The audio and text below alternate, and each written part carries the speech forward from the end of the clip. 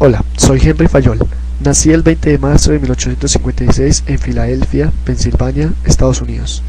Fallecí el 21 de marzo de 1915 a la edad de 59 años. Crecí en una familia de principios rígidos y disciplina dura, con una mentalidad de admiración al trabajo y al ahorro. En 1878 efectué las primeras observaciones sobre la industria del trabajo en la industria del acero. Consecuente con esto, realicé una serie de estudios analíticos sobre tiempos de ejecución y remuneración del trabajo. De ahí afirmé que el principal objetivo de la administración debe ser asegurar el máximo de prosperidad tanto para el empleador como para el empleado. Características: salarios altos y bajos costos utilitarios. Aplicar métodos científicos al problema global con el fin de formular principios y establecer procesos estandarizados. Los empleados deben estar en puestos de trabajo donde los materiales y las condiciones laborales sean seleccionados con criterios científicos para que así las normas sean cumplidas. Los empleados deben ser entrenados científicamente para perfeccionar sus aptitudes. Debe cultivarse una atmósfera cordial de cooperación entre la gerencia y los trabajadores. La racionalización del trabajo productivo debería estar acompañada por una estructura general de la empresa que hiciese coherente la aplicación de sus principios. La Organización Racional del Trabajo, más conocido como la ORT. El primero que tenemos es el análisis del trabajo y estudio de tiempos y movimientos. El instrumento básico para racionalizar el trabajo de los operadores era el estudio de tiempos y movimientos. El trabajo puede efectuarse mejor y más económicamente mediante el análisis de la división y subdivisión de los movimientos necesarios para la ejecución de las diversas como personas de la tarea. Al observar metódicamente cada operación ejecutada por los operarios, Taylor dio la posibilidad de descomponer cada tarea y cada operación de las mismas en una serie ordenada de movimientos más sencillos. Por lo tanto, eliminó lo que él consideraba como movimientos inútiles, simplificó, racionalizó y fusionó con otros movimientos para que el operario economizara tiempo y esfuerzo. A este estudio de tiempo y movimiento se le permite la racionalización de los métodos de trabajo del operario y la fijación de los tiempos estándar para la ejecución de tareas. Como segundo principio, tenemos el estudio de la fatiga humana. El estudio de los movimientos tiene una triple finalidad, que son, primero, evitar los movimientos inútiles en ejecución una tarea. Segundo, ejecutarlos con mayor economía posible desde el punto de vista fisiológico. Tercero, dar la secuencia propia de los movimientos. El estudio de los movimientos se basa en la anatomía y la fisiología humana.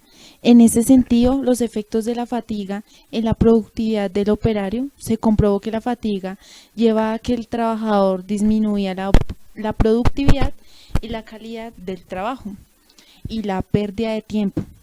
En síntesis, un resumen, se comprobó que la fatiga disminuye o reduce la eficiencia. Con esto que se quiere decir que va a la productividad. Por otro lado, tenemos división del trabajo y especialización del operario. Análisis del trabajo y estudio de tiempos y movimientos condujeron a la reestructuración de las operaciones empresariales, eliminando los movimientos innecesarios y economizando energía y tiempo. Una de las consecuencias del estudio fue la división del trabajo y la especialización del operario, con el fin de elevar su productividad. Así, cada operario se especializó en una ejecución de una sola tarea para ajustarse a los estándares descritos y las normas de desempeño establecidas por el método. La tarea es la unidad posible de división del trabajo en una organización. El cargo es el conjunto de tareas ejecutadas de manera cíclica o repetitiva.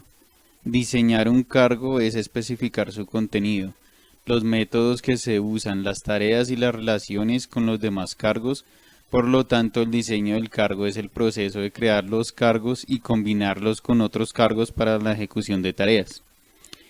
Incentivos y premios. Una vez analizado el trabajo, racionalizadas las tareas, estandarizado el tiempo de ejecución seleccionado científicamente, el operario y entrenado de acuerdo con el método preestablecido, solo resta que colabore en la empresa y trabaje dentro de los estándares de tiempos previstos. Para lograr la colaboración del operario, Taylor y sus seguidores desarrollaron los planes de incentivos salariales y de premios de producción. La idea fundamental era que la remuneración basada en el tiempo, empleados pagados por mes, día o por hora, no estimula a trabajar más y que debería ser introducida por una remuneración basada en la producción de cada operario. Es decir, salarios por operación por pieza terminada. Quien produce poco gana poco.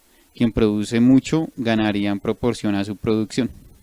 Continuamos con el Homo economicus. Con la administración científica se implantó el concepto de Homo economicus o el hombre económico, el cual se cree que toda persona está motivada únicamente por la recompensa salarial, económicas o materiales. Y en otras palabras, el hombre no trabaja porque le guste, sino porque es un medio para ganarse la vida. El hombre está motivado a trabajar exclusivamente por miedo al hambre y por la necesidad del dinero para vivir. En consecuencia, Taylor, las recompensas salariales y los premios por producción y el salario basado en la producción influye profundamente en los esfuerzos individuales en el trabajo, logrando que el trabajador llegue a su máximo de productividad. Continuamos con las condiciones de trabajo. Se comprobó que la eficiencia no solo depende del método de trabajo y del incentivo salarial, sino también de un conjunto de condiciones laborales que garanticen el bienestar físico del trabajador y disminuyan la fatiga.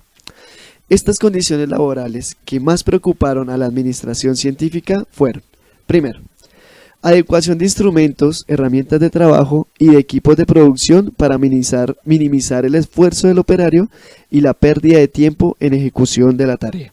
Segundo, distribución física de las máquinas y equipos para racionalizar el flujo de producción. Tercero, mejoramiento del ambiente físico de manera que el ruido, la falta de ventilación, iluminación y como idea general en el trabajo no reduzcan la eficiencia del trabajador. Cuarto, diseño de instrumentos y equipos especiales para reducir movimientos innecesarios. La estandarización. La organización regional del trabajo no solo se provocó por el análisis del trabajo, el estudio de tiempos y movimientos, la fatiga del operario, la división del trabajo, la especialización y los planes de incentivos salariales, sino que empezó a preocuparse por la estandarización de los métodos y procesos de trabajo, la estandarización de las máquinas, equipos, herramientas e instrumentos de trabajo, materias primas y componentes, con el fin de reducir la variabilidad y la diversidad en el proceso productivo y por consiguiente eliminar el desperdicio y aumentar la eficiencia. Por último, pero no menos importante, tenemos la supervisión funcional. La especialización del operario debe estar acompañada por la especialización del supervisor. Taylor no estaba de acuerdo con la centralización de la autoridad y defendía además la supervisión funcional, que es justamente la existencia de diversos supervisores especializados en determinada área como autoridad funcional sobre sus subordinados. Esta autoridad es relativa y parcial. Para Taylor, el tipo de organización por excelencia es la organización funcional.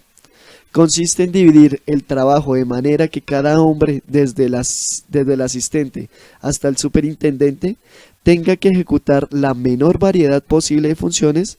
Siempre que sea posible, el trabajo de cada empleado deberá limitarse a la ejecución de una función.